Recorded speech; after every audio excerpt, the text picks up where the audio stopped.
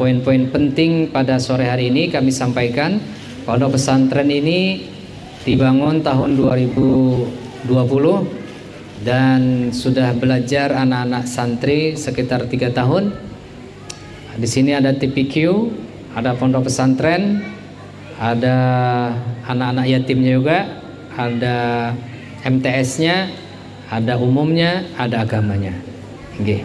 Dan di sini biasanya banyak datang tamu-tamu, alhamdulillah dari nasional dan juga internasional. Internasional itu kan dari Tarim ya, pernah kesinilah, dan juga dari Jawa banyakannya. Itu saja Ustazah yang bisa Ulad sampaikan. Kami persilahkan Pian untuk menyampaikan pesan-pesan kepada ibu-ibu ini dan anak-anakku yang ada di sini. Kalau di ujung itu saja yang santri wanita yang menginap di pondok ini. Santri kami kada banyak, cuma 50-an aja, 50-an aja. Itu pun ngalih juga membiayai Ustazah. Tapi Allah memberikan jalan, hubungannya dapat makan dan dapat fasilitas pendidikan. Kami persilahkan kepada Ustazah. Allahumma sholli ala Sayyidina Muhammad. Yang menggunakan boleh antara ini kapitakan.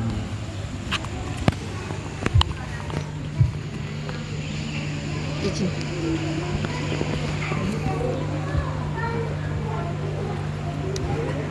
Bismillahirrahmanirrahim. Assalamualaikum warahmatullahi wabarakatuh.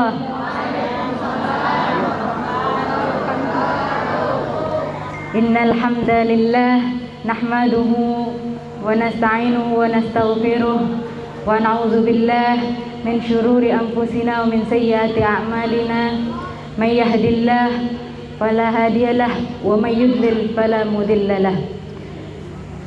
أشهد أن لا إله إلا الله وحده لا شريك له وأشهد أن محمدا عبده ورسوله لا نبي بعده.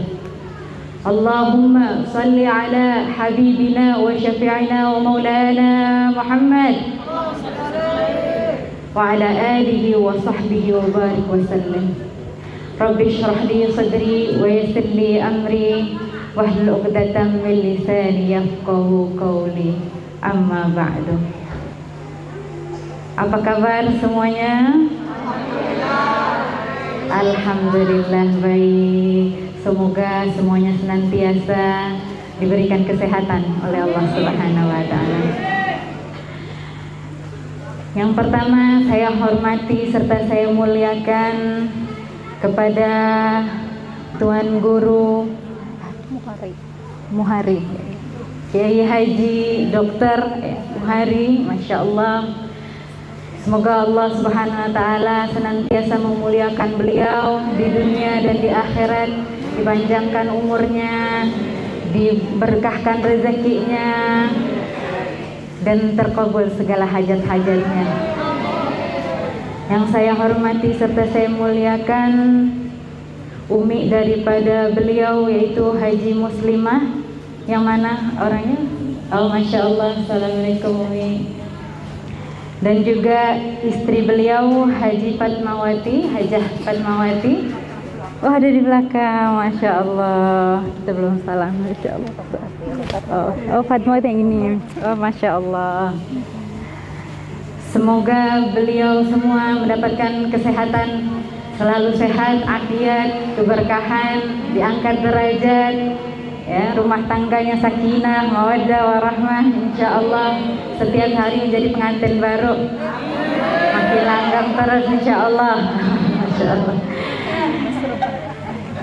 Dan yang saya hormati serta saya muliakan dari perwakilan Travel Haramain, ya, insya Allah Kak Syarifah Zakiyah beserta yang lainnya yang telah memberikan santunan kepada anak-anak yatim, dan juga kepada segenap para asatizah pondok pesantren dari Panti Asuhan RMA. Insyaallah. Semoga dengan kehadiran mereka semua menambah keberkahan pada perkumpulan kita. Sallu ala Nabi Muhammad. Alhamdulillah, yang mana Allah Subhanahu wa taala telah memberikan hati kita yang berbahagia. Bahagianya kita adalah ketika kita duduk bersama para orang-orang soleh. Kita punya tema hari ini adalah menjadi muslimah bahagia. Mungkin Ustadz kasih saya tajuk ini, mungkin Ustadz berhusnuzon bahwasannya saya adalah muslimah yang berbahagia. Insya Allah. Jadi saya juga mau berbagi kebahagiaan ini kepada ibu-ibu, tips-tips supaya kita semua menjadi wanita-wanita yang bahagia, insya Allah. Alhamdulillah, yang mana Allah Subhanahu wa taala telah memberikan kepada kita kebahagiaan hati adalah ketika kita duduk mendengarkan ilmu, menuntut ilmu. Masya Allah, Allah kasih kita kebahagiaan kita saat kita berkumpul di sini menuntut ilmu karena Allah dan karena Rasul Sallallahu Alaihi Wasallam. Fahadhihi ni'mah, ini adalah nikmat yang begitu agung ketika kita dipilih oleh Allah Subhanahu Wa Taala untuk memiliki hati yang bahagia ketika mendengarkan ilmu, ketika mendengarkan nasihat dan berkumpul kepada para wanita-wanita salehah. Hadirat yang berbahagia, jika kita ingin berbahagia, sebelumnya harus kita hilangkan dulu hijab-hijab daripada hati kita yang membuat kita tidak bisa melihat kebahagiaan itu. Karena kebahagiaan itu letaknya di mana, Bu? Di hati. Di kantong, Masya Allah, di hati. Sungguh, kebahagiaan itu letaknya di hati. Kalau hati kita mau bahagia, kita harus bersihkan dulu, hilangkan dulu hal-hal yang bikin kita buta terhadap kebahagiaan. Hal-hal yang membuat kita tidak melihat di mana di situ nikmatnya Allah Subhanahu wa taala. Harusnya hal itu adalah hal yang membuat kita bersyukur, tapi karena hatinya kita tidak bersihkan sehingga kita hidupnya isinya ngeluh. Betul? Susah mau sabar, susah dengan ujian, godaan, tantrum, sedikit-sedikit ngambek, sedikit-sedikit marah, sedikit-sedikit ngomel. Betul apa betul? Maka ketika kita memutuskan ingin menjadi wanita yang bahagia, bersihkan dulu hati kita.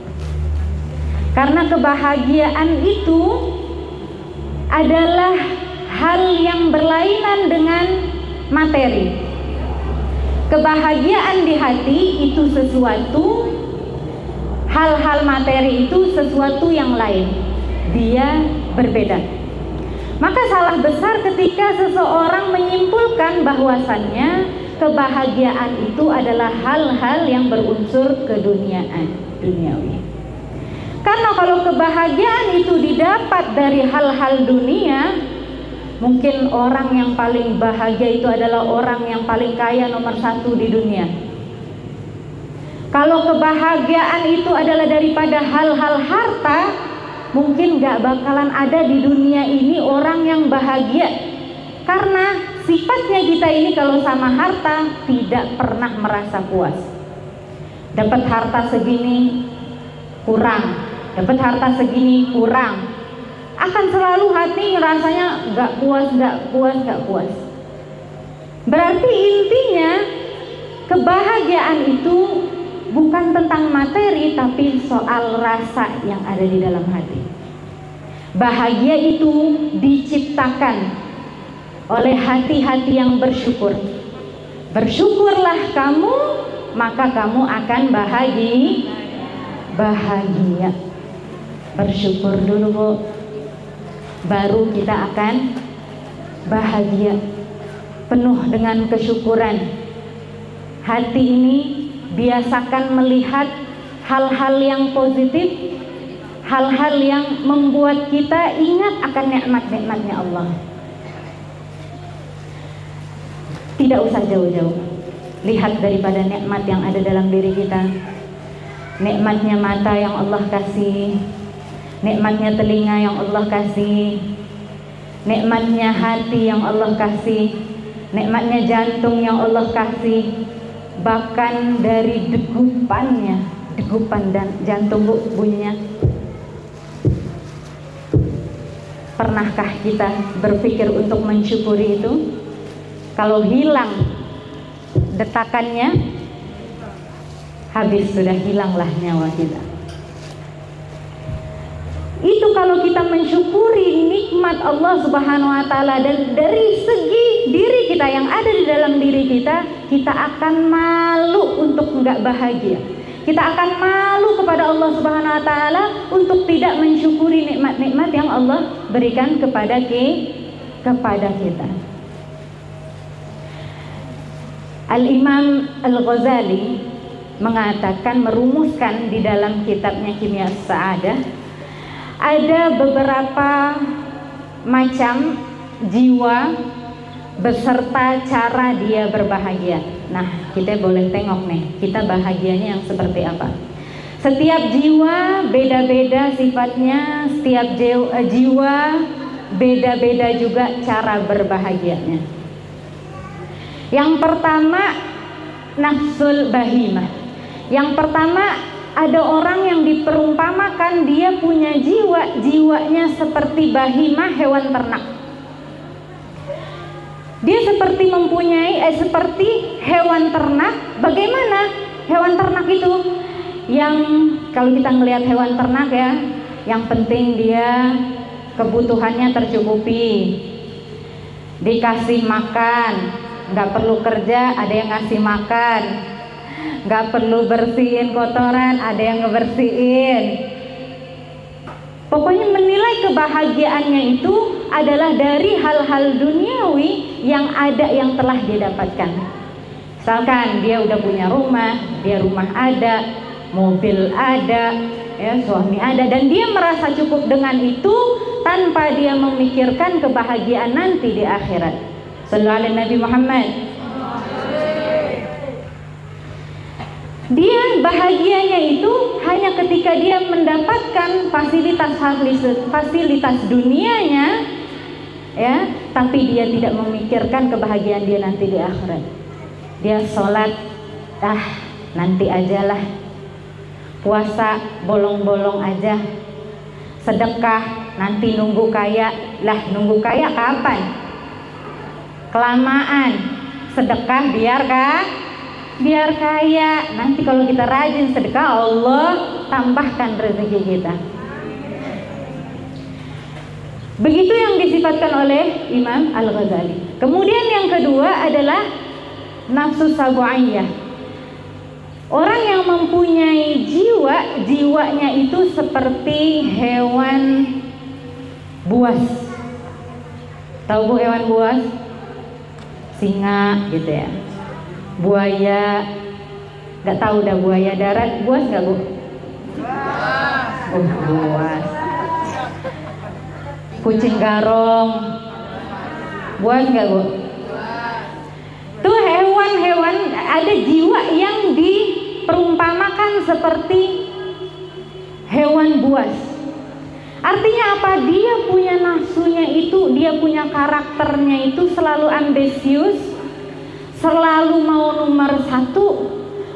Pokoknya harus saya yang dapat, harus saya yang menang, harus saya yang dimuliakan, harus prioritasnya dia. Tapi dia tidak memikirkan untuk kemaslahatan yang lainnya. Terserah dengan segala cara. Yang penting saya naik jabatannya, yang lain hancurkan. Yang penting saya dapat kemuliaannya, yang lain rendahkan, hinakan.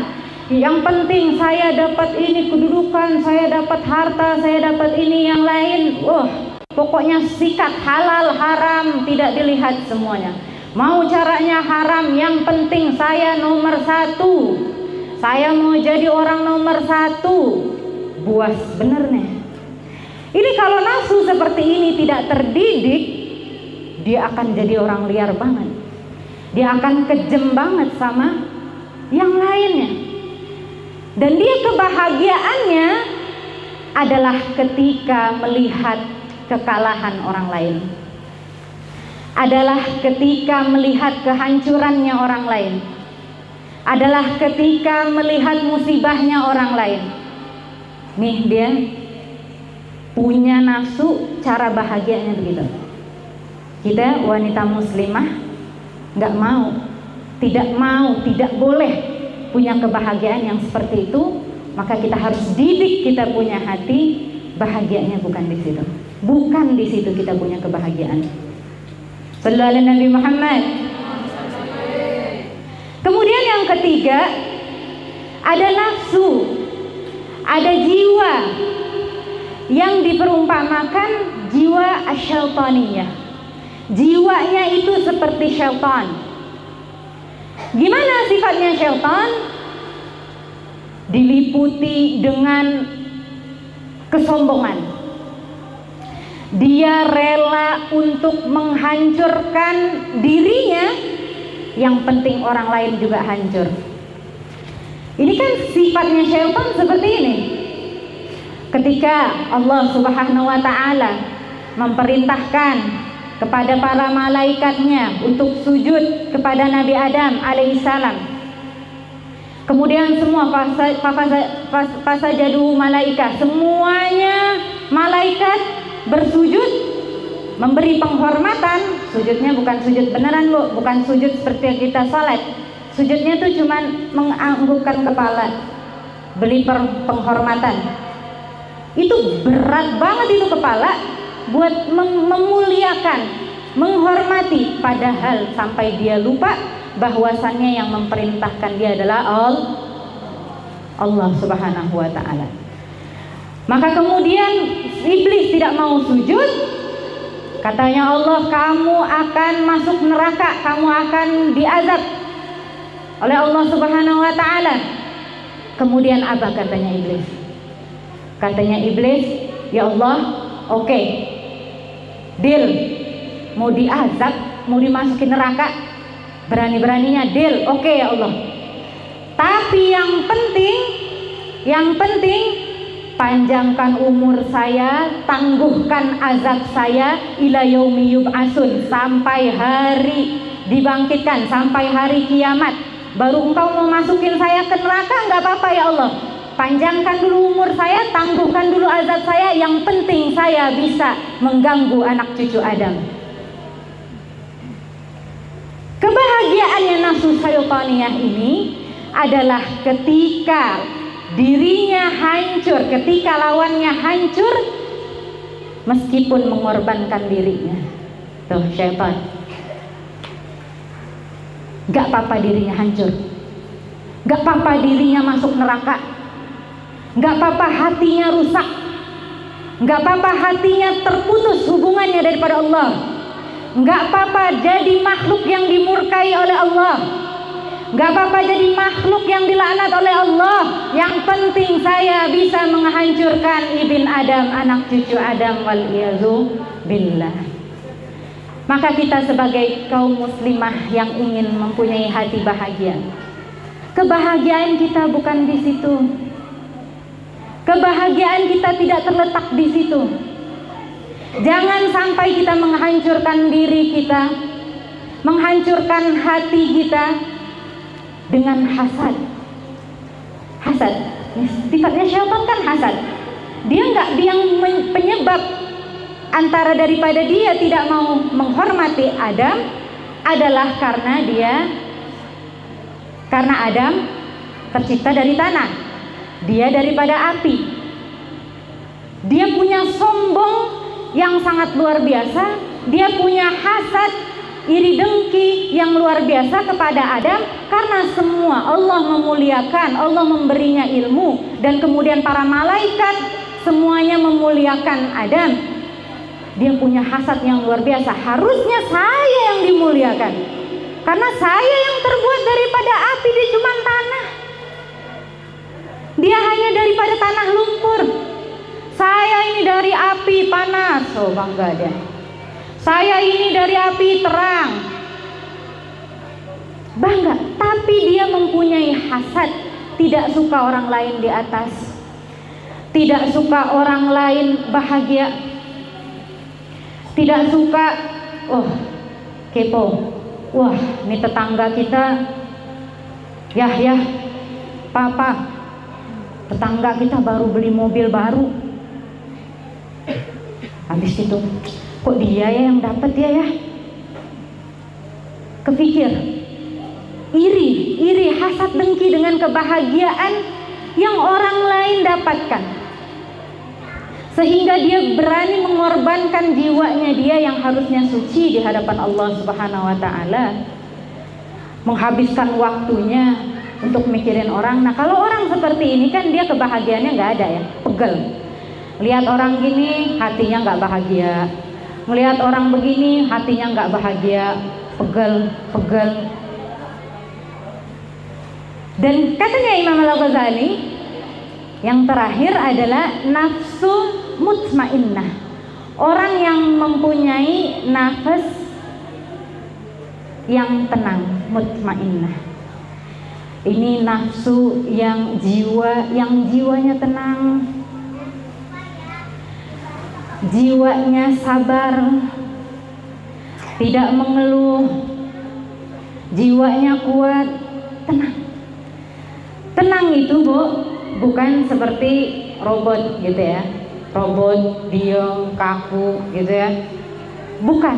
Tenang itu bukan seperti robot, tapi tenangnya itu adalah tenang, dia mengingat bahwasannya segala sesuatu itu adalah kembali kepada Allah Subhanahu wa Ta'ala.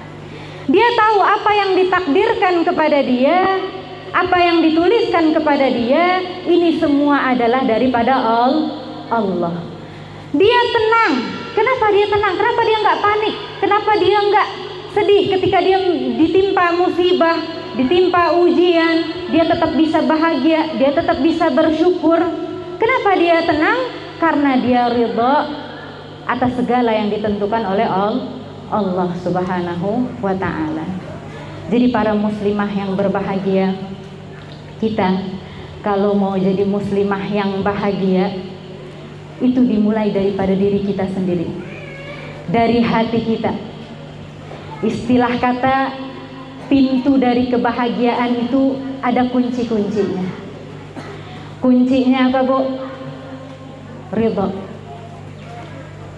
sabar, syukur. Ini semua adalah kunci-kunci kebahagiaan daripada Allah Subhanahu wa Ta'ala. Kalau kita sabar atas ujian yang melanda kita, yang menimpa kita, kita jalaninnya tuh ridha aja, sabar aja, bahagia aja. Kita lihat bagaimana ujiannya Sayyidah Khadijah. Nih, wanita yang hidupnya kita bisa lihat bahagia, meskipun ujiannya dahsyat juga, tapi dia tetap bahagia. Sayyidah Khadijah itu, Bu, kalau kita lihat-lihat ya, beliau adalah wanita yang cantik, wanita terhormat, mandiri, independen, wanita kaya, luar biasa ya. Begitu menikah dengan Nabi Muhammad SAW, di dalam rumah tangganya bukan berarti tidak ada ujian. Dia keluarkan semua hartanya di jalan Allah Subhanahu wa Ta'ala. Dikeluarkan semua hartanya di jalan Allah, di jalan Rasulullah. Dia support Rasul sallallahu alaihi wasallam. Dia bahagia sampai pada akhirnya pada suatu ketika itu di pengepungan ya, pengepungan pada Nabi Muhammad sallallahu alaihi wasallam berdakwah, dicegah oleh kaum kafir Quraisy dalam beliau berdakwah ya, sampai-sampai akhirnya memutuskan kaum kafir Quraisy itu untuk mengepung Nabi Muhammad SAW beserta keluarganya, Bani Hashim, Bani Muthalib, semuanya dikepung. Diputuskan segala apapun yang mengena dengan Nabi Muhammad SAW. Tidak boleh ada yang memberi makan, tidak boleh ada yang berinteraksi, tidak boleh ada pernikahan, tidak boleh ada hubungan. Pokoknya di embargo, itu diputuskan semua hubungan. Ini Nabi Muhammad SAW saat berdakwah untuk menyebarkan agama Islam. Kemudian Sayyidah Khadijah selalu ada untuk Nabi Muhammad, sampai-sampai beliau ini adalah tadinya wanita yang dimuliakan, tiba-tiba ikut dikepung. Bayangin Bu, biasanya hidup enak, mewah, tiba-tiba dikepung, itu sampai makanan saja tidak ada. Sampai-sampai katanya Sayyidah Khadijah, saya itu berjalan mailan, berkilo-kilometer untuk mencari rerumputan untuk dimakan. Gak ada makanan, gak bisa masuk makanan.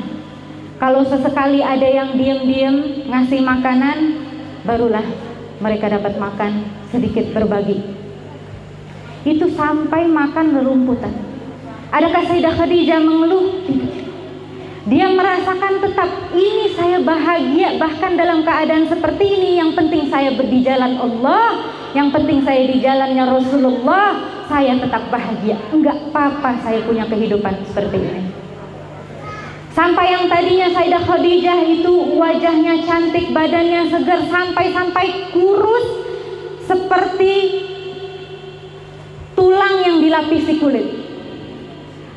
Karena saking jarang makan, susah kehidupannya, susah mau dapat makanan dari mana. Tadinya hidupnya bisa dapat makanan dari mana, tapi semuanya dia persembahkan untuk Allah dan untuk Rasulullah. Kemudian dia merasakan ini adalah kebahagiaan saya. Saya bahagia ketika saya mengeluarkan seluruh harta benda saya, seluruh jiwa saya untuk Allah dan Rasulnya. Sallu ala Nabi Muhammad. Jadi Bu, kebahagiaan itu bukan tentang keadaan. Kebahagiaan itu kita sebagai muslimah menciptakan kebahagiaan kita sendiri. Kita usahakan, tanamkan ke dalam diri kita. Bahagianya kita itu adalah ketika kita bersama Allah, ketika kita bersama Rasul sallallahu alaihi wasallam, ketika kita duduk di majelis-majelis ilmu. Ini kebahagiaan kita. Dan dikatakan oleh Al-Hubabah Nur, beliau mengatakan bahwasannya kebahagiaan itu adalah ketika kita melalui hari-hari kita dengan tidak bermaksiat kepada Allah. Ketika hari-hari kita terselamat daripada maksiat kepada Allah, itu kebahagiaan untuk kita. Wallah, itu adalah kebahagiaan untuk kita. Allah Subhanahu wa ta'ala sang penguasa hati, yang paling tahu tentang hatinya kita, yang paling tahu dengan sifatnya kita. Allah Subhanahu wa ta'ala mengatakan, jikalau kita ingin ketenangan, ala bizikrillahi tatma'innul qulub. Kalau kita ingin ketenangan, kalau kita ingin kebahagiaan dalam hati kita, adalah dengan berzikir kepada Allah Subhanahu wa ta'ala.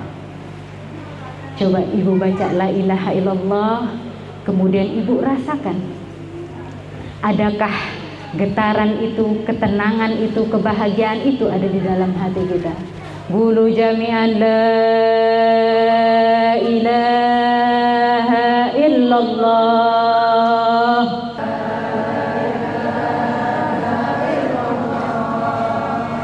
la ilaha illallah,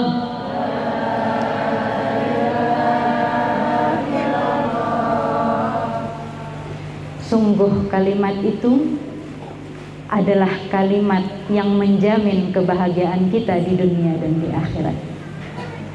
La ilaha illallah atau zikir-zikir yang lainnya, kita mengingat namanya Allah Subhanahu wa taala di setiap waktunya kita.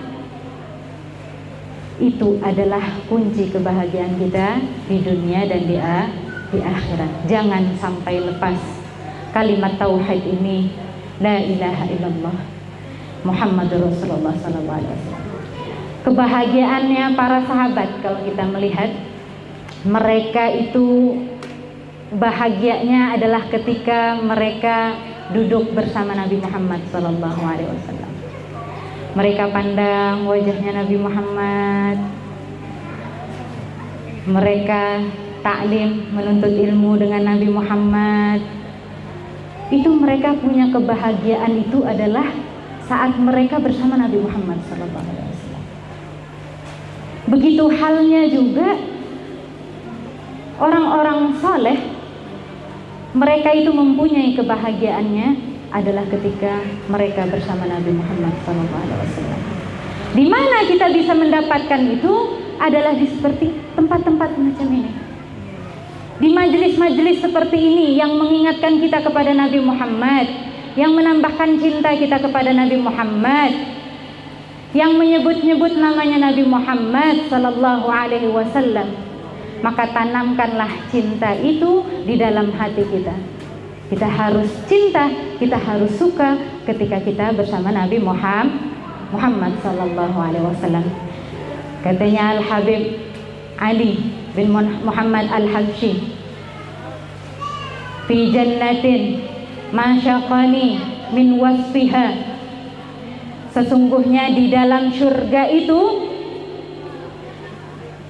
yang membuat aku rindu kepada surga bukanlah sifat-sifatnya tentang surga, bukanlah tentang cerita-cerita yang menyifati tentang keindahannya surga, sungai-sungai yang mengalir di dalamnya, bidadari-bidadari yang cantik yang ada di dalamnya. Bukan itu, katanya Habib Ali bin Muhammad Al-Habsyi, bukan itu yang membuat aku rindu kepada surga. Tapi apa yang membuat Habib Ali rindu kepada surga adalah karena ada Nabi Muhammad sallallahu alaihi wasallam di dalam surga. Ini Habib Ali, tidak enak kehidupan ini, tidak bahagia, bahkan surga sekalipun tidak membuat aku bahagia kalau tidak ada Nabi Muhammad sallallahu alaihi wasallam di dalamnya. Jadi kuncinya kita kalau kita mau bahagia, jangan jauh-jauh daripada Nabi Muhammad. Dekat-dekat sama Nabi Muhammad. Bagaimana caranya? Dekatkan orang soleh, berkumpul bersama orang soleh. Mereka telah menerapkan sunnah-sunnahnya Nabi Muhammad. Mereka telah menjalankan gaya hidup, berusaha sama seperti Nabi Muhammad. Dekat kepada orang soleh, berkumpul kepada orang-orang soleh, ya, minta tarbiyah dengan mereka, minta bimbingan dengan mereka. Itu adalah kunci kesuksesan kita. Itu adalah kunci kebahagiaan kita di dunia dan di akhirat, insya Allah. Allah Subhanahu wa ta'ala mengatakan agar kita, sebagian manusia ada yang mengatakan, wa minhum may yaqulu rabbana atina fid dunya hasanah wa fil akhirati hasanah wa qina adzabannar. Kita banyak-banyak doa itu, rabbana atina fid dunya hasanah wa fil akhirati hasanah wa qina adzabannar. Coba Bu baca Bu, rabbana atina fid dunya hasanah wa fil akhirati hasanah wa qina adzabannar. Pinter, Masya Allah, pada hafal Ustaz, Masya Allah. Ini terus-terusan kita baca, kita doa, minta kepada Allah Subhanahu wa ta'ala untuk kita minta kebahagiaan di dunia dan di akhirat. Kita pengen dapat hasanah. Hasanah itu adalah kebaikan yang sesuai dengan syariatnya Nabi Muhammad SAW. Kalau kita mau bahagia, usahakan kita punya hidup sesuai dengan syariatnya Nabi Muhammad SAW. Rabbana atina fid dunya hasanah. Ya Allah, berikanlah kepada kami hasanah. Kebahagiaan hasanahnya ini adalah sesuatu yang kita lakukan di dalam kehidupan kita sesuai dengan syariatnya Nabi Muhammad SAW. Kita mau makan, orang yang mau hasanah di akhiratnya ini, dia sudah melakukan hasanah di dunianya. Hasanah-hasanahnya, kebaikan-kebaikan. Dia mau makan, ikut cara makannya Nabi Muhammad. Gimana Bu?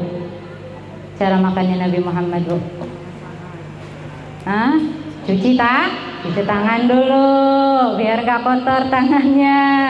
Terus baca bismillah, baca doanya, pakai tangan kanan, ikut sunnahnya Nabi Muhammad SAW. Pakai siwak sebelum dan setelah makan. Itu daripada sunnahnya Nabi Muhammad SAW.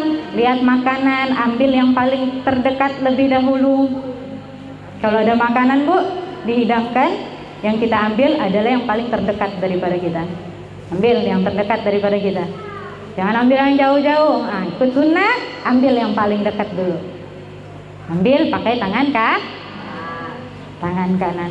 Begitu juga dalam hal minum. Ikut, kalau mau dapat hasanah, ikut cara minumnya Nabi Muhammad SAW. Bagaimana cara minumnya Nabi Muhammad? Minum, duduk ya Bu ya. Terus ambil dulu airnya, diambil dulu airnya.